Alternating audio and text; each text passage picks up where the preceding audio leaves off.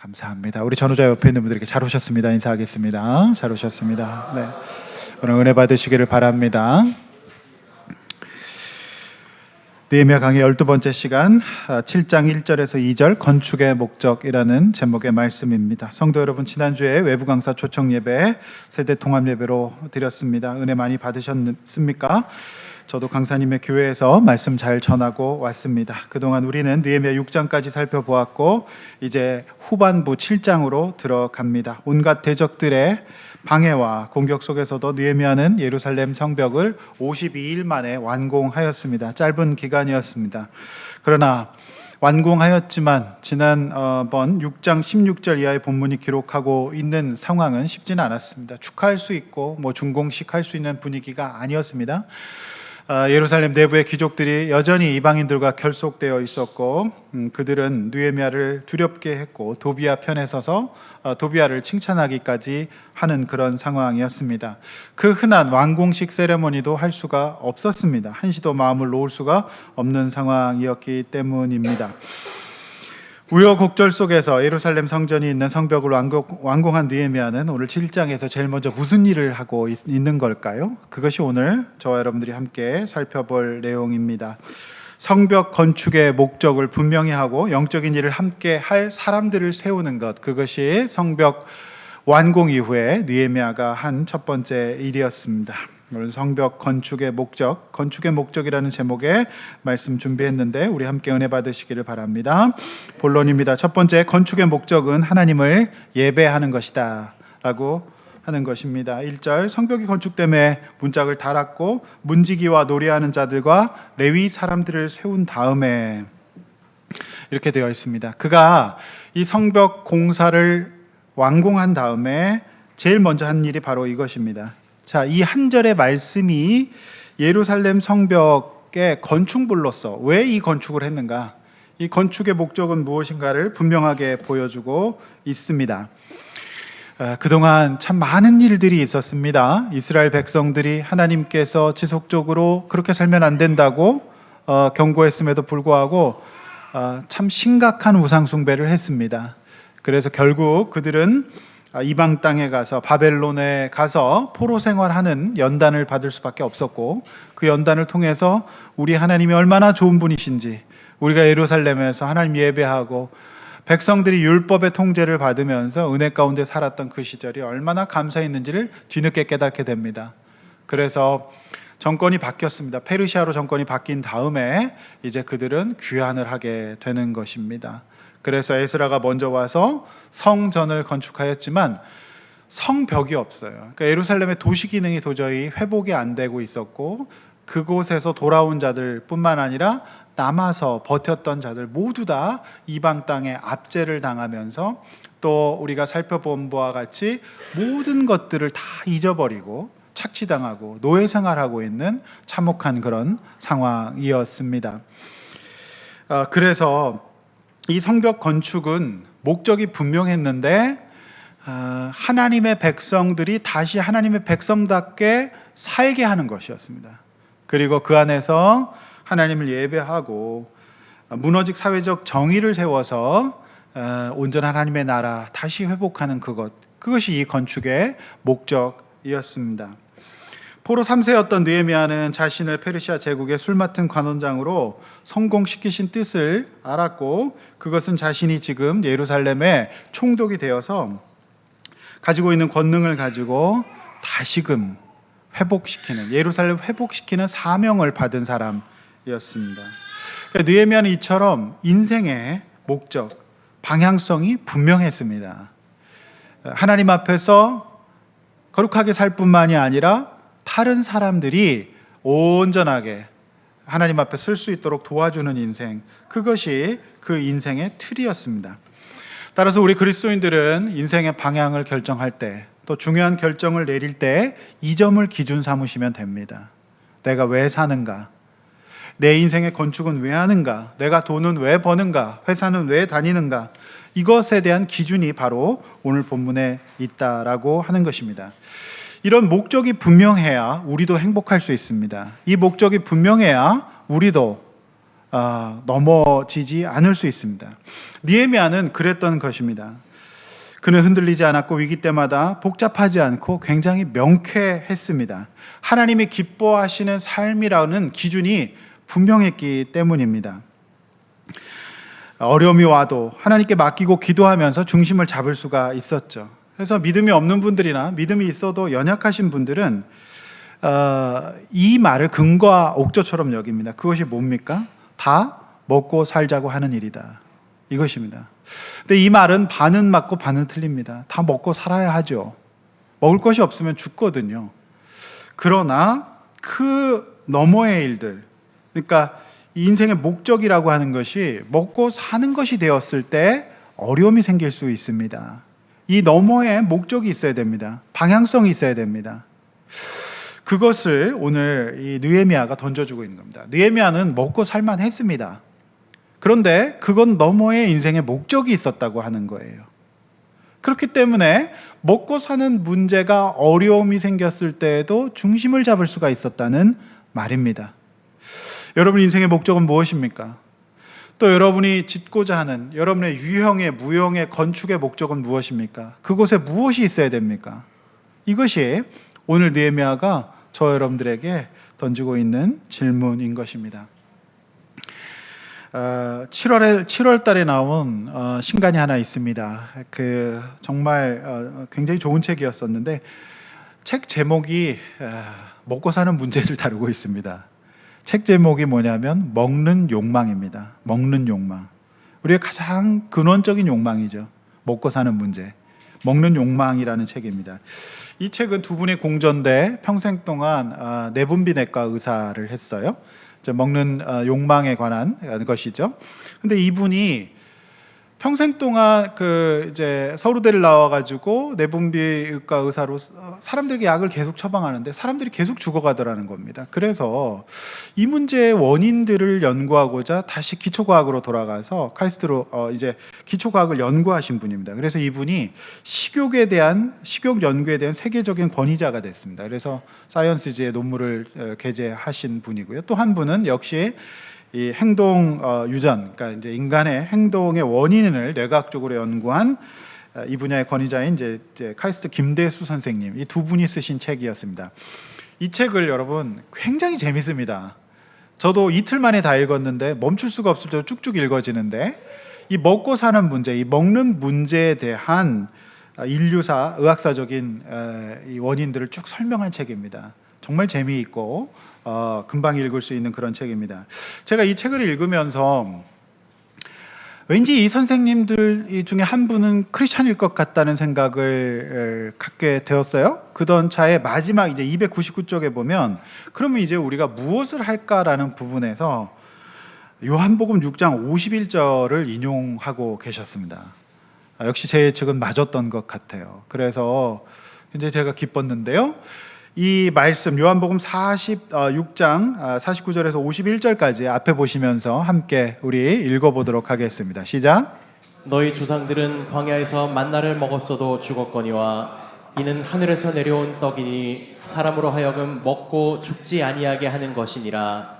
나는 하늘에서 내려온 살아있는 떡이니 사람이 이 떡을 먹으면 영생하리라. 내가 줄 떡은 곧 세상의 생명을 위한 내 살이니라 하시니라. 네, 예수님 말씀이거든요. 예수님은 우리에게 양식이 두 가지가 필요하다고 이미 2000년 전에 정의하셨습니다. 생명의 떡, 영적인 양식이 있어야 되고 그 다음에 육신의 떡도 있어야 된다. 이 말씀을 하신 겁니다. 근데 제가 이걸 보면서 굉장히 은혜 받았어요. 이 선생님들이 왜 이 얘기를 할까? 그러니까 이제 우리 식욕 연구, 먹는 것에 뇌과학적인 연구를 했던 두 분 다 사이언스지에 논문을 게재하셨고 김대식 선생님 같은 경우는 얼마 전에 유퀴즈에 나오셨어요. 그 유재석이 하는 프로그램에 나오실 정도로 굉장히 이 분야에, 그러니까 우리 행동 인지 가운데에서 먹는 부분을 관여하는 부분에 뇌과학적 연구를 하신 세계적 권위자입니다.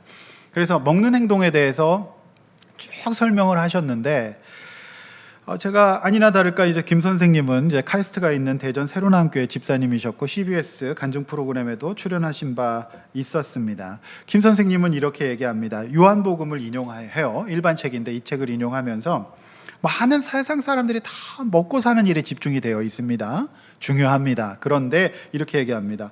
누구나 인생의 전반전은 먹고 살기 위해 열심히 살아야 된다. 그리고 인생의 후반전에 접어들면 자신의 에너지를 나눠주는 삶을 준비해야 된다. 이것이 대자연이 우리에게 알려주는 가르침이자 우리 조상들이 우리에게 전해주는 유언이고 희망의 유전자다.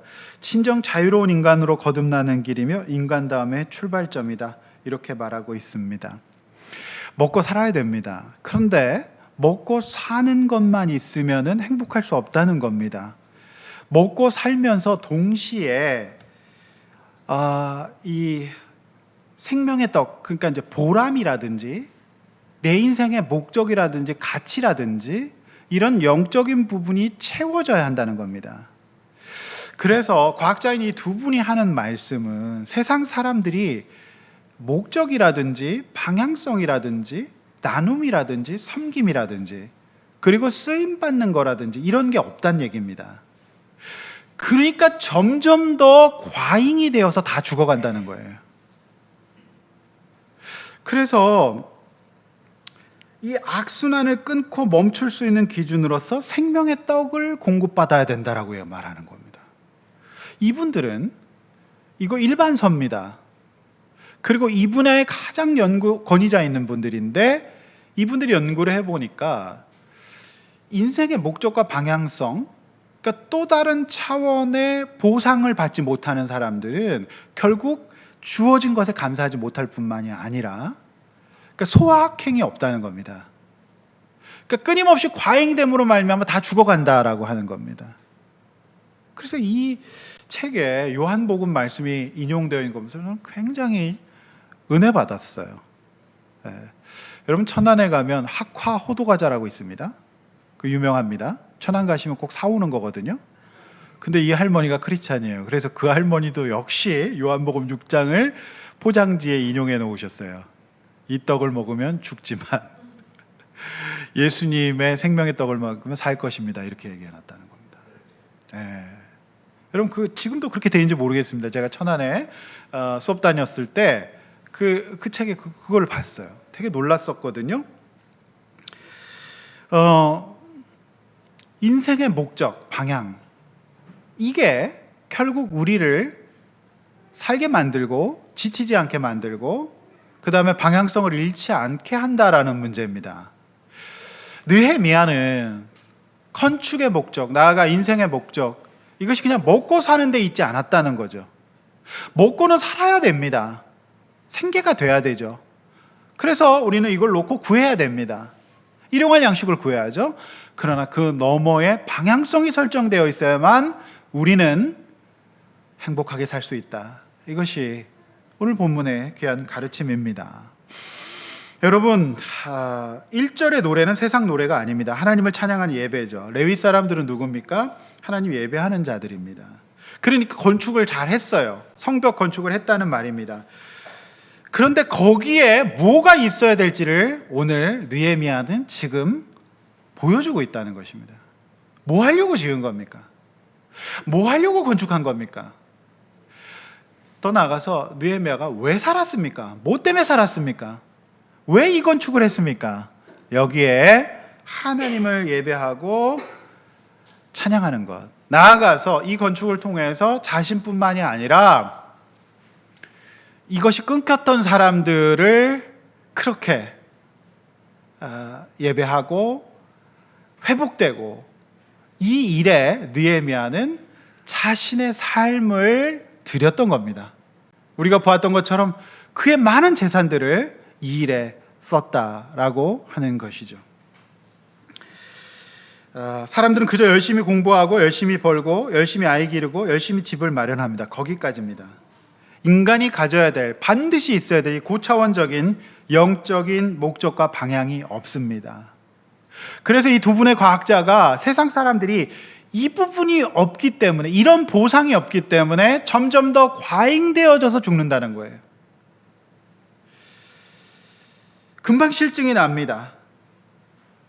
여러분 느헤미야도 열심히 일했고 열심히 모았습니다. 그러나 결정적인 순간에 그의 인생의 중심을 하나님을 예배하고 자신의 동족들과 가족들 이들이 하나님 앞에 나올 수 있는 일에 자신을 들여 헌신했다라고 하는 겁니다. 건축의 목적이 분명했어요. 나아가 인생의 목적이 분명했다라고 하는 것입니다. 여러분, 그 김대식 선생님은 이것을 어떤 푸드라고 표현하냐면, 제가 요즘에 수요일도 말씀드렸지만 메타푸드라고 표현하시더군요. 메타가 이제 초월이잖아요. 메타푸드. 그러니까 인생은 일반적인 푸드가 있어야 되는데요, 그것만 있으면 이렇게 건축해놓고 인생을 잘 구성해놓고 망할 수 있다는 얘기죠. 보상이 안 될 수 있다는 얘기입니다. 반드시 인생은 메타푸드가 있어야 된다는 말을 쓰시더군요. 그러면서 요한복음 6장을 제시하는 거예요. 너무 놀랐습니다.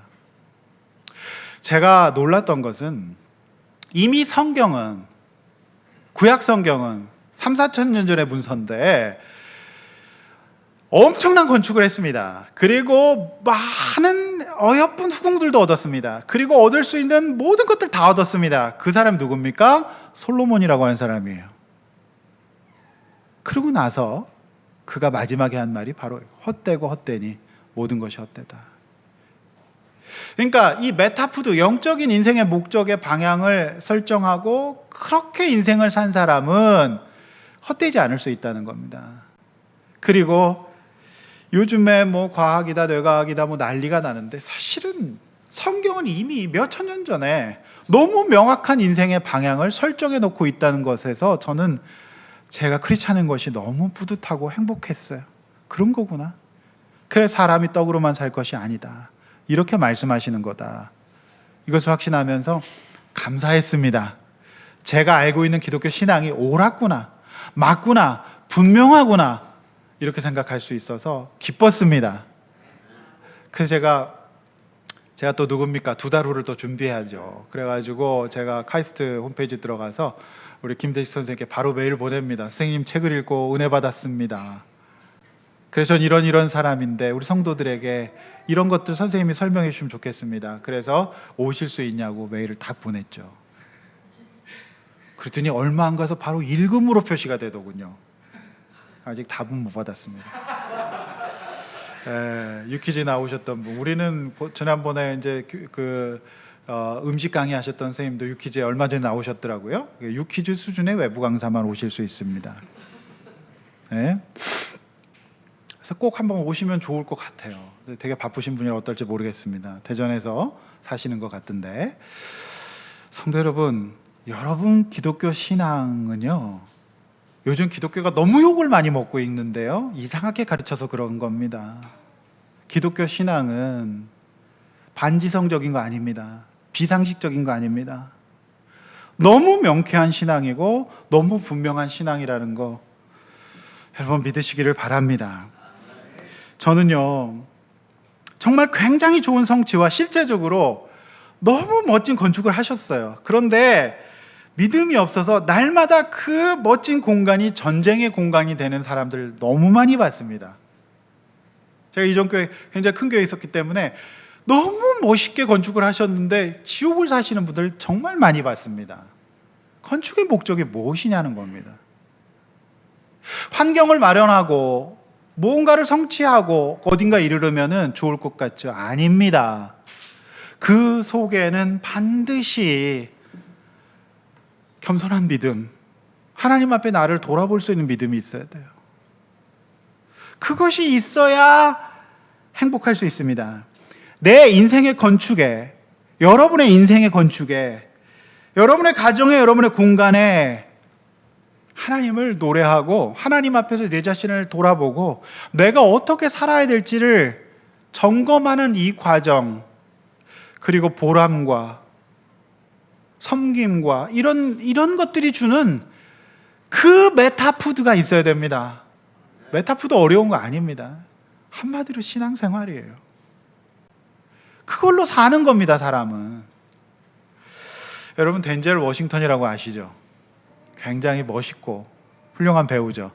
여러분 덴젤 워싱턴의 자산이 3,800억 원이랍니다. 우리나라 한화로 계산하면. 그래서 이분이 한 편 영화에 출연하시면은 편당 $2,000만 받는답니다. 근데 이분은 미국에서 모르겠어요. 현재 스코어. 이분이 또 나중에 어떻게 될지 모릅니다. 그래서 연예인들 인용할 때는 굉장히 조심스럽습니다. 그런데 이분이 지금 현재 스코어 미국에서 굉장히 존경받는 배우인데요. 이분이 그렇게 인생의 목적과 방향을 그냥 성취와 성공과 먹고 사는데 몰입되고 허랑방탕하게 살지 않으신다고 하더군요. 이분이 유명한 거는 자녀 등록금을 대주지 않는다고 합니다. 네가 알아서 벌어라. 자립적인 인간을 키우시려고 한다 그래요. 그러시면서 이분이 아프리카에 안과가 없어서 이 앞을 못 보는 아이들 클리닉에 $700만 쓰십니다. 그리고 흑인 아이들, 흑인 정말 버려진 아이들의 장학금으로 많은 돈을 기부하시면서 굉장히 인상적이었던 거는 3,800억 원 정도 있으니까 지난 코로나 때 화물기 30대를 자기가 전세를 내서 죽어가는 아이들의 의료품을 30대 화물기에 실어서 보냈다고 합니다. 15년 넘게 이 일을 하시면서 가장 많은 출연료를 받고 계시는 이분은 이렇게 얘기합니다. 돈은 가지고 있으면 썩지만 나누면 빛난다 라는 말을 하셨어요. 놀랍죠? 이분은 메타푸드를 드시고 계시는 겁니다. 건축의 목적, 인생의 목적, 내 성공의 목적이 분명한 거예요. 그러나 최저적인 생계가 안 되는 분들은 나라와 교회가, 정부가 도와야 됩니다. 그것이 없으면 못 사니까요. 느헤미야는 성공한 사람이었습니다. 느헤미야는 성취한 사람이었습니다. 그런데 그 너머의 것을 가지고 있기 때문에 어떠한 스트레스도 그를 넘어뜨릴 수 없었어요. 그의 인생은 분명했습니다. 내가 하나님 앞에 있고 내가 이 정신을 배워서 이 마음으로 내가 인생의 이 건축물들을 또 다른 사람들을 섬기고 회복시키는 일에 쓴다. 그러니 느헤미야가 행복하지 않을 수가 없었겠죠. 성도 여러분, 기독교인은 그런 것 같습니다. 그저 나와 나의 가족만 알고 사는 것은 뭔가 좀 성경과 다른 점이 있지 않는가라는 생각이 드는 것이죠. 우리 인생의 목적, 지난주 강사님 말씀처럼 동행입니다. 내가 죽고 예수가 사는 것이죠. 근데 이게 그냥 교회 안에서 우리가 그냥 교회 안에서 그냥 아닙니다. 세상의 과학자들과 의학자들이 세상 사람들이 그 너머의 것이 없으니까 그저 온전히 여기에 몰입돼서 사니까 안 행복하더라는 거예요. 인간은 그렇게 디자인된 겁니다. 믿으시길 바랍니다. 그래서 이 과학자가 먹는 욕망이라는 책 꼭 한번 보십시오. 굉장히 재밌어요. 금방 읽을 수 있는 책인데요. 거기에 이 요한복음을 인용하는 과학자의 말을 보면서 내 신앙이 맞구나. 우리는 그렇게 살아야 되는구나 라는 확신을 가질 수가 있었던 것입니다. 할렐루야. AI 시대, 최첨단 과학 시대, 뇌과학의 시대가 될지라도 우리 신앙은 창세기 때부터 진리였고 분명한 겁니다. 교회가 그렇게 잘 못 가르쳐서 그런 거죠. 하나님 말씀은 진리입니다. 여러분 신앙은 가장 여러분들이 건강하고 온전한 삶을 살 수 있는 길에 들어섰다는 것을 안심하고 믿으셔도 됩니다. 두 번째, 건축은 충성스럽고 하나님을 경외하는 이들과 함께하는 겁니다. 2절의 말씀이죠. 내 아우 하나니와 영문가는 하나니아가 함께 예루살렘을 다스리게 하였는데 하나니아는 어떤 사람이었습니까? 충성스러운 사람이요 하나님을 경외함이 무리 중에서 뛰어났다. 자, 요거 좀 문제적인 구절이 될 수 있는데요. 자, 1절에서 예루살렘 성벽 건축의 목적이 제가 예배라고 말씀드렸습니다. 그런데 2절에 예루살렘 내부의 행정 실무를 담당할 다스림은 정치입니다. 그러니까 이것이 느헤미야가 한 일인데 예배하는 것과 행정하는 것, 다스리는 정치 이것이 다를 것 같지만 2절이 밝히고 있는 그들에 대한 기록은 정치와 행정이 예배가 될 수 있다는 것을 잘 보여주고 있는 본문입니다. 여러분 저 같은 목사는 거룩한 직업이고 여러분이 갖고 있는 직업은 거룩하지 않은 거, 이런 거 신약 시대에는 없어요. 다 거룩한 겁니다. 하나님의 사람이 하는 일은 우리가 지금 예배하는 일, 말씀을 듣는 일과 밖에 가서 일하는 일 다르지 않다라고 하는 겁니다. 근데 2절에 그 하나니가 누굽니까? 여러분 1장에서 여러분 들으신 적이 있을 겁니다. 이 사람은 느헤미야의 아우입니다. 우리 1장에서 봤던 사람이에요. 근데 형이 총독인데 아우 하나니가 예루살렘 다스리는 정치가 행정관이 된다면 일종의 특혜나 인사 비리가 아닌가라는 생각도 할 수 있죠. 낙하산이다라고 볼 수도 있지 않습니까? 그런데 여러분 쉽게 오해하지 마십시오. 이 느헤미야는 인사 기준이 분명한 사람이었습니다. 자, 2절 하반절이 밝히고 있는 느헤미야 인사 기준은 예루살렘 정부의 인사 기준은 두 가지입니다. 첫째, 충성스러운 사람일 것. 두 번째, 하나님을 경외함이 무리 중에서 뛰어난 사람일 것. 이 두 가지가 인사 기준이었어요. 자, 근데 이 하나니가 누군가? 느헤미야 1장 2절에 이미 등장한 바 있는데 느헤미야 1장 2절에 4절 다시 한번 좀 볼 필요가 있습니다. 한번 들으신 말씀 생각하면서 다시 한번 읽어보겠습니다. 시작.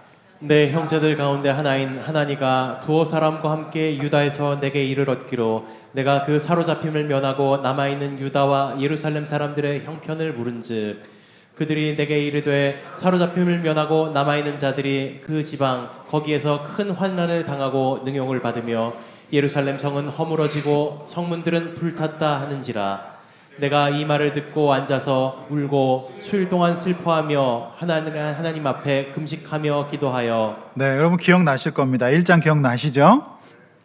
이게 바로 오늘 본문의 하나니입니다. 그러니까 성경은 느헤미야가 하나니뿐만 아니라 형제가 여럿 있었다고 말합니다. 만약 하나니가 하나님을 누구보다도 경외하고 충성된 자가 아니었다면 느헤미야는 절대 안 썼을 겁니다. 느헤미야는 보통 사람 아닙니다. 특별히 사람을 쓰는 일에 있어서 굉장히 훈련된 사람이에요. 1장이 밝히고 있듯이 사실상 형님 술 맡은 관원장 제국의 2인자였던 느헤미야의 영혼에 불을 붙인 사람이 바로 하나니였어요. 만약에 이 하나니가 잘 살고 있는 형 밑에서 부귀영화를 누릴 생각이었다면 이런 보고를 하지 않았을 겁니다. 놀랍게도 느헤미야보다 먼저 자청해서 예루살렘 동족들의 비참한 현실을 보고 온 사람은 하나니였습니다. 그리고 그것을 보고 와서 형이 지금 제국의 2인자인데 그 밑에서 형제들 다 잘 살 수 있었는데 그 형제들 중 유독 하나니가 그것을 보고 와서 형에게 이런 말을 합니다. 지금 형이 지금 할 일은 바로 이거야. 형이 지금 그곳에서 성공해서 성취해서 멋진 집 짓고 살고 호의호식할 때가 아니거든. 하나님께서 형을 그렇게 만드신 이유는 바로 우리의 고향에 돌아가서 성전과 성벽을 재건하고 고통받고 있는 우리 동족들 세워야 할 거야. 그래서 느헤미야의 영혼을 깨우고 흔들었던 사람이 바로 하나니입니다. 저는 어떻게 보면 느헤미야보다 하나니가 더 믿음이 좋아 보이기도 합니다. 그 영혼을 깨웠던 사람이에요. 그래서 느헤미야가 그 동생의 보고와 도전을 듣고 어떻게 합니까? 성경의 1장에서 울었어요. 그리고 금식했다 그러지 않았습니까? 사실상 오늘 예루살렘 성벽 재건의 1등 공신은 바로 하나니였어요.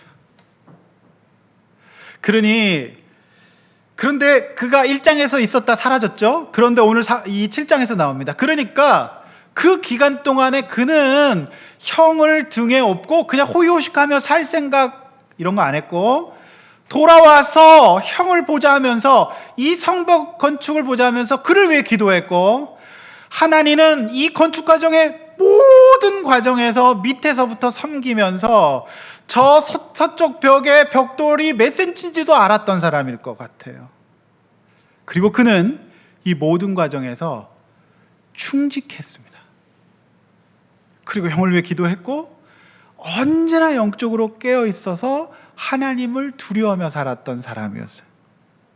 그러니 느헤미야 입장에서는 그가 동생이라서 그를 올린 것이 아니라 누구보다도 이 모든 과정에 동기를 부여했고 여기까지 함께 했던 충직한 하나님을 경외하는 사람, 나를 깨어있게 만드는 동생, 나보다 더 믿음에 좋은 동생이 바로 하나니였던 것이죠.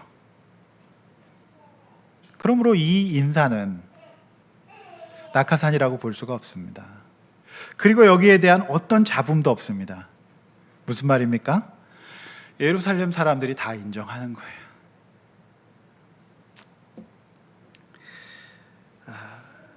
놀랍지 않습니까?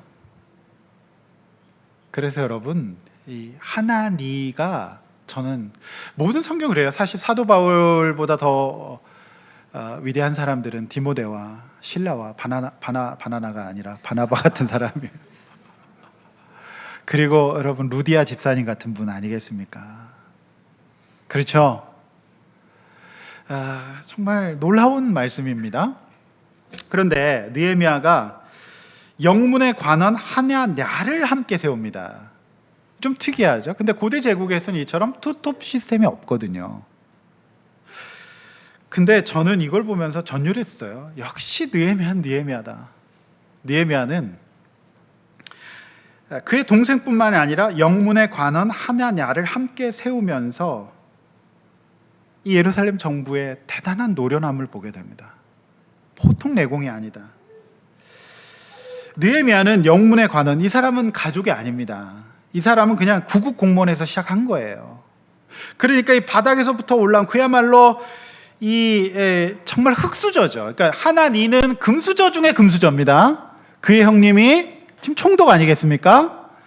그리고 성벽 건축했어요. 그런데 그뿐만이 아니라 그냥 하나냐를 혈연도 아닌 하나냐를 함께 예루살렘을 다스릴 행정관 정치가로 세움으로써 하나냐를 세움으로써 하나니를 어떻게 본 겁니까?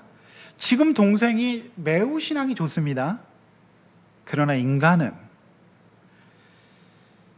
너무 좋은 환경 속에서 타락하거나 전행할 수도 있기 때문에 아무 혈연이 없는 밑에서부터 올라온 하나냐를 함께 세움으로써 그 동생을 크로스 체크 시키는 겁니다. 그렇습니다. 여러분, 사람은요 권력이 한 곳에 쏠릴 때 타락할 수밖에 없어요. 그래서 적절한 견제와 균형이 민주주의 정치의 기본 제도입니다. 느헤미야는 이 점을 놓치지 않았던 것 같아요. 그래서 그를 세워요. 놀랍죠? 하나니가 지금 상태 좋습니다. 그리고 얘가 괜찮아요. 그런데 얘가 이 권력을 계속 쥐고 있을 경우 문제가 될 수 있는 것을 고려한 것 같습니다. 그래서 밑에서부터 올라온 하나니를 동등하게 세워요. 하나냐를. 그래서 이를 크로체크하게 되는, 놀랍습니다. 저는 그리스도인 직장인들에게 일종의 롤모델이 되는 사람이 하나냐라고 생각합니다. 대단하죠. 근데 그 하나니는 충성되고 하나님을 경외했다. 이 두 가지 인사 원칙에서 발탁됐어요. 그런데 느헤미야는 이 사람을 정확히 알아봅니다. 그러니까 여러분들보다 윗 상급자들, 본부장님이나 부장님이나 이사님이나 사장님들은 여러분들을 너무 잘 파악하는, 귀신같이 파악하는 능력이 있습니다. 그게 이제 그 상급자에게 주신 은사거든요. 느헤미야는 그걸 알아봤던 거예요.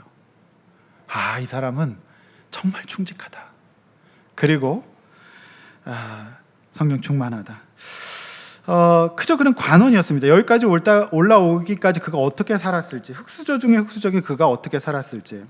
여러분, 그 하나냐의 삶은 나라를 빼앗기고 포로로 끌려간 민족 출신이었어요. 그러니까 그 삶은 그야말로 상처 덩어리였을 겁니다. 그러니까 흙수저 중에 흙수저죠. 상처에 굴러해서 못 벗어나서 충직이라고 하는 거는요, 이 충실이라는 사람이라는 거는요, 사람이 어떻게 이렇게 충실하게 되냐면 사실은 충실과 충직을 경험을 많이 해야 또 그런 사람이 될 수 있습니다. 그러니까 믿을만 한 사람이 되는 거는 나를 많이 믿어주는 사람들이 있을 때 그렇게 될 수 있는 것이 상식입니다. 인간이라는 거는 태어나면서 거의 백지 상태로 태어나요. 그런데 상호작용을 통해서 사람이 형성되는 거거든요. 그게 이제 부모일 수도 있고 교육일 수도 있고 사회일 수도 있습니다. 그런데 나의 이 상황은 정말 충직하기가 쉽지는 않은 상황이었어요. 이 상황이 되면은 정의가 무너. 우리가 그동안 이제 5장 6장에서 쭉 예루살렘이 어떤 형편이었는지 보지 않았습니까? 딸도 팔 수밖에 없는 무너진 상황이었어요. 고리대금 때문에 이스라엘 백성 내부도 귀족들도 그랬다라고 하는 거잖아요. 여기서 충직하게 그야말로 믿을 수가 없습니다. 그런데 어떻게 이 하나냐가 이렇게 될 수 있었을까? 제가 참 이것이 묵상거리였어요. 어떻게 이 사람은 이렇게 그 다음에 믿는다는 거, 그러니까 하나님 앞에 신실하다는 거, 하나님 두려워한다는 거는요, 이게 보통 일이 아니거든요. 그러니까 이게 정말 믿을 만한 경험을 많이 한 사람이 믿음도 좋게 돼 있거든요. 그런데 이게 참 쉽지 않아요. 그래서 제가 어떻게 이럴 수 있었을까? 제가 묵상을 하면서 제가 인용해 드린 바가 있는데 역시 그 카우아이 섬 연구가 생각이 났어요. 여러분 그 하와이 북부에 그 섬이 하나 있는데 여기는 가난과 질병에 시달렸고 상당수가 범죄 중독, 정신장애, 알코올 중독, 마약 중독에 다 이렇게 악순환의 고리가 있는 거예요. 그래서 교육 수준 낮고 청소년 비핵 심각하고 뭐 알코올릭, 마약 중독, 뭐 가정 해체 너무 많죠. 그러니까 이들은 이주할 생각도 못한 채 대부분 가난과 불행을 숙명으로 여기면서 사는 그런 섬이었어요. 그래서 여러분 1955년에 이 섬에 많은 이제 학자들과 의학자들, 정신의학자들, 상담가들, 교육자들이 들어가서 1955년에 신생아 833명을 대상으로 이 아이들이 30살까지 될 때 어떻게 자라는가를 종단 연구합니다. 30년짜리 연구였어요. 그래서 80년대에 들어가지고 이 연구 결과를 발표합니다. 카우아이 섬의 아이들이라고 하는 책이에요. 여러분 연구 결과가 어땠는지 아십니까? 883명의 신생아가 30살 성년이 될 때까지 이 참혹한 상황에서 어떻게 살았는지를 연구한 거예요.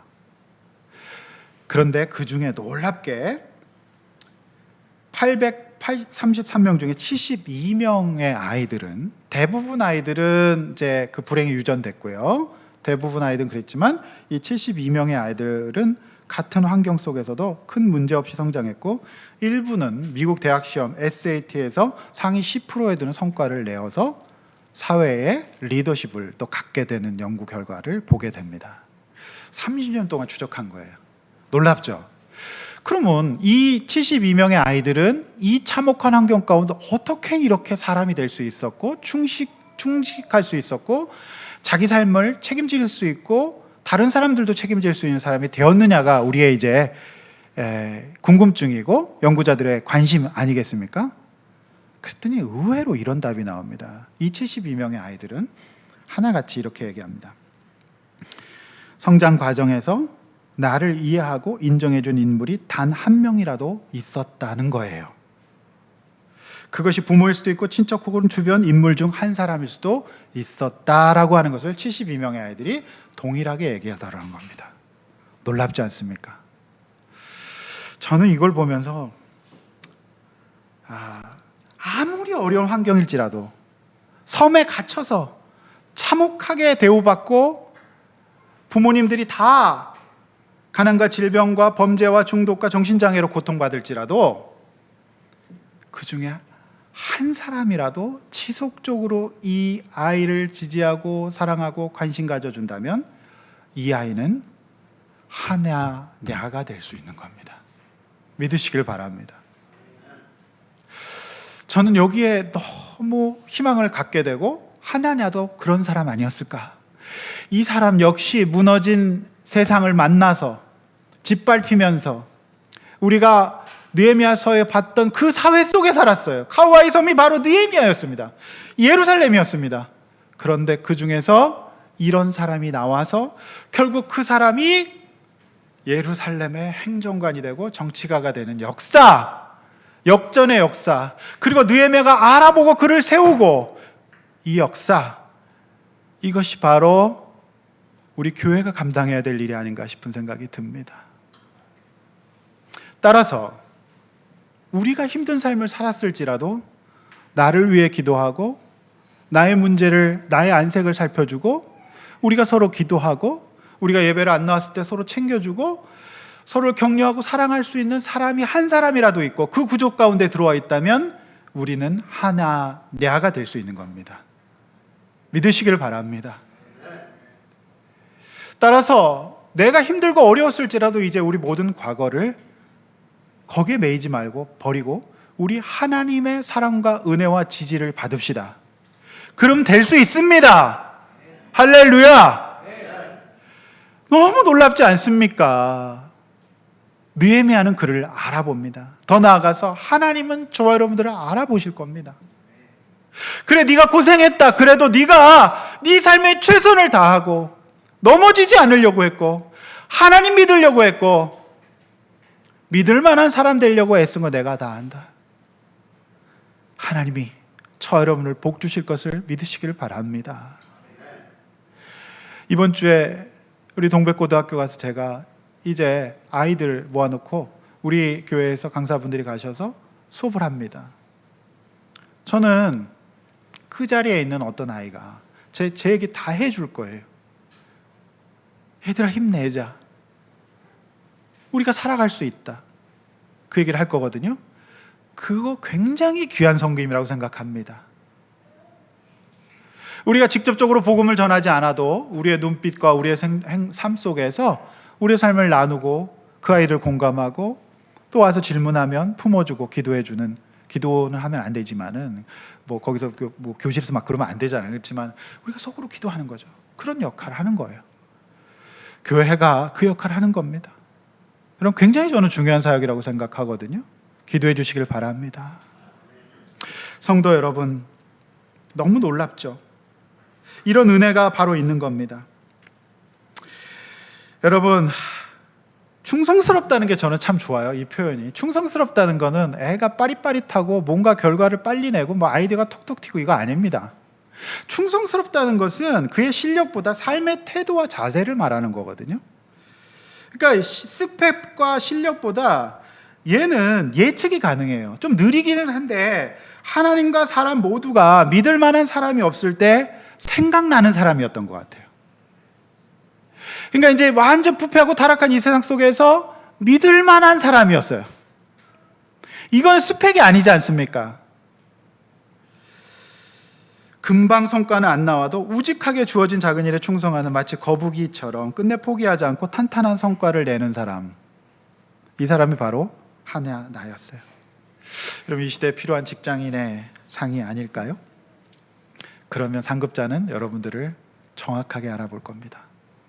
믿으시길 바랍니다. 이것이 바로 오늘 이 두 절의 말씀이 주는 교훈이에요. 말씀을 맺습니다.